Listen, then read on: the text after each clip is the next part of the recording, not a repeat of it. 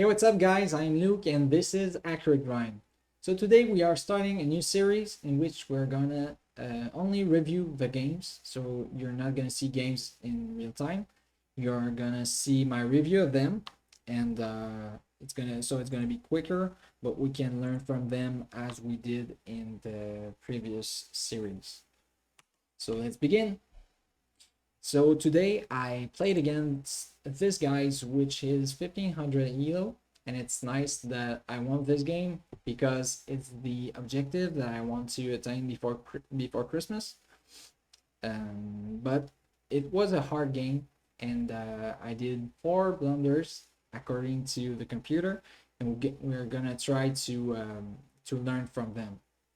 So let's start the game. I played the I think now you should, whoops, sorry. Now you should see the screen, yep. And yeah, I played the London system. So London system, all goes well. Here, yeah, I play all of this as it should be, even if the computer is not happy with that. It's all right. Okay, that's a lot of gibberish. Let me just clean that up for you. Okay, here the simple idea was that I wanted to take control of this diagonal with the idea of bringing these two as a battery on this diagonal. But he did take control of it before me, so I did wanted to push him out of that square. And here he decided to go there on the g4 square, and he was attacking my queen. I missed the opportunity here to bring my queen out and attack this pawn, in which case he would have anyways to go back here or to defend with this, but he would have lost this move. So that's what I should have done, but instead I decided to attack him, thinking he's losing a move anyways, and yeah, he just brought this piece back. So I took control of this diagonal, preparing my attack, and here I panicked, and this is not a blunder according to the computer. And I also was thinking while playing it that it was a sacrifice. Here I feared that my pieces might become forked by this pawn, but yeah, I did not see I could just bring this back, and if I bring this back and he attacks me, I can go there, and even if he takes, I have this to take back. So what I did instead was sacrificing my knight here. So when he takes back, I take with the check, preparing my attack on this side, so on the king side. What he did was just bring his king here. I brought my queen.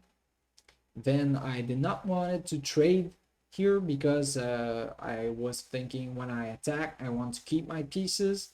I don't want to simplify. I want to apply as much pressure as I can on this part of the board. So I did brought my bishop back.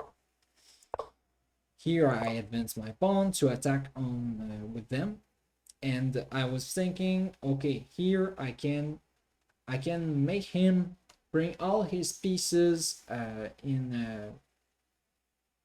I can force him to bring his pieces in squares where they're not gonna be that much useful.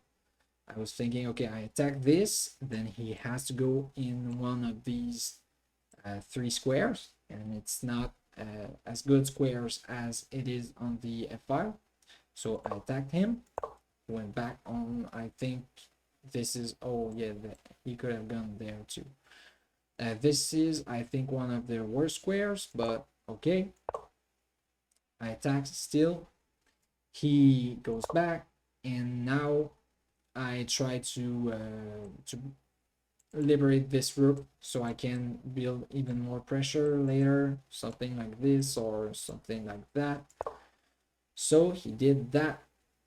In which case I inserted with this move, and here there is a lot of pressure that's coming in, and this is, I think, the biggest blunder I did in the game. I miscalculated what happened, what could happen, and yeah, I decided to take with this knight, this bishop. So when he took back, I was thinking, okay, I take, and with the check, so he has to take, and then I can take his queen. But the problem with this is that when he takes and I take back, he can take my bishop, and that's what happened. So here I was 3 pieces against 1.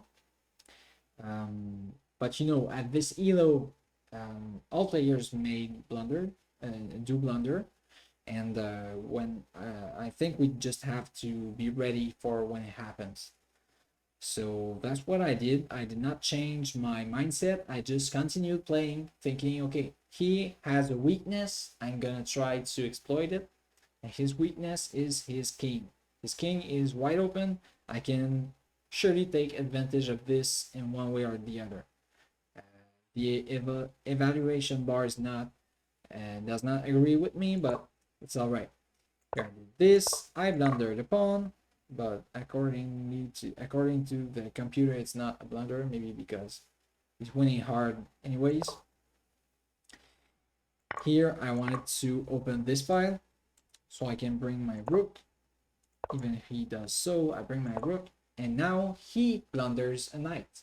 So as I said, this protect this, so he cannot take it. As I said, you just have to wait. Even if you are in a position where you're not winning and you're losing, you can wait. Okay, his move was another blunder because he pinned his knight, and this also is hanging. It doesn't seem like it's hanging, but if I take, he takes back. I can take his rook too. So we just trade rooks after I take the free bishop. So after he protects his knight, which was pinned, as I said, I decided to take the free bishop. Yeah, and then it's almost an equal game, but I have more pawns. And after this move, I have even more pawns, and two of them are passed pawns. So I continue the play here, thinking I can bring these 2 pawns to victory, maybe. And okay, he did this. I was preparing. I wanted to bring this knight here, so it's more useful.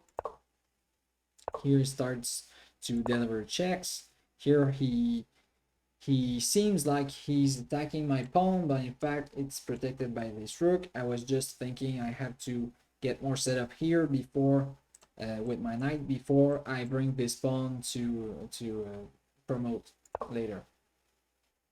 So I bring my king to safety. I was thinking it wasn't safety, but then he attacks this with both pieces, and I did not see it, obviously. So what I did is that I brought my knight as I was planning to. I should have pay more attention to these 2 pieces that were close to my king. Maybe some of you, maybe of you would have thought of that, but I did not, and it did not prevent me from playing the rest of the game. Okay. So when I protect my king here, I have 2 pawns hanging, and again, I kind of blunder because he can take these pawns. But you know, the evaluation here is in my advantage. I did not see that while playing the game, but I still saw that this pawn could help me win. So when I tried to do this, I forgot these 2 pawns, which could be taken by his rook, and that's what he did. He did took a pawn, and this was not the right one, but anyways, he took my pawn, which was one of the passed pawn. So I brought this pawn even closer to promotion, and here I did the last blunder, but this is the one I think I had the most trouble explaining, like why is that a blunder? And maybe you can help me. So leave a comment if you can explain why it's a blunder. What I did here is that I took this, okay, and it might seem it might seem I don't know, it might seem like a bad move, okay? But hear me out.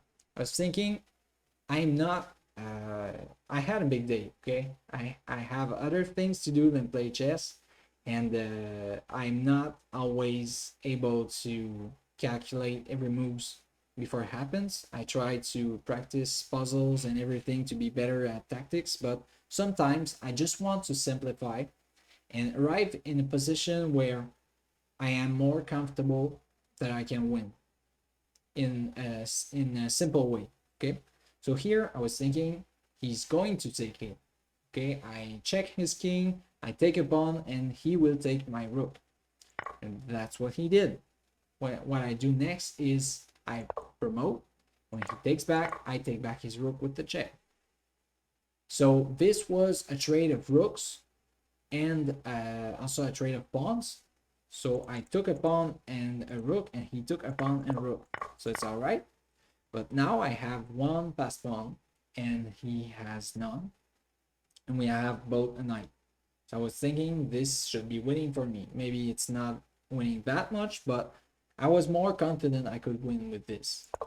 So what happened from there is that he made the last blunder of the game, and I took advantage of it. Obviously, this fork, I took it.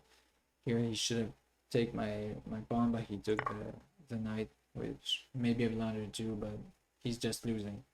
So I protected, and I brought one of my pawn to promote, and then you know how it finishes. I can just checkmate him in the corner. As you may know, he just shuffle in these two squares, and I bring my king to finish the job. So that's what happened. I think one lesson we can learn from this is I have to practice my end games. Um, and yeah, there is the checklist that I have to do even more. So when the checklist is you know, have some things to look at before your every moves, and when a few moves before that, well, many moves before that, he was attacking my king with his two pieces. Yeah, right here. I should have thought about what he was trying to do. So end games, checklist before I move. So here my move was to bring my knight here, but it was not the right move. It was not an accurate move. And the last thing, and maybe the most important at our level, at least at my level, is don't forget to keep a good attitude, because you don't know you're gonna lose, even if you are a lot of pieces behind. He can still make mistakes, so just try to play solid and yeah, play solid and learn from this game, because you can learn a lot from what brought you in this position. So I hope you liked it, guys. If you did, just leave a like and subscribe. If you have any ideas about these moves you want to share with me, just leave a comment below, and I see you in the next episodes. Have a good one.